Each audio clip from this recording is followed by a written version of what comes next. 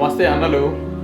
నేను ఒకటి చెప్పాలనుకుంటున్నాను, నా మనసులో ఉన్నది. ఇలా ఒక అన్న ఫేస్బుక్లో చూసిన ఇంతకు ముందుకు అయితే, నానా నేను బెట్టింగ్లో 20 లక్షలు కూడగొట్టిన నానా అని చెప్పేసి పెట్టిండు.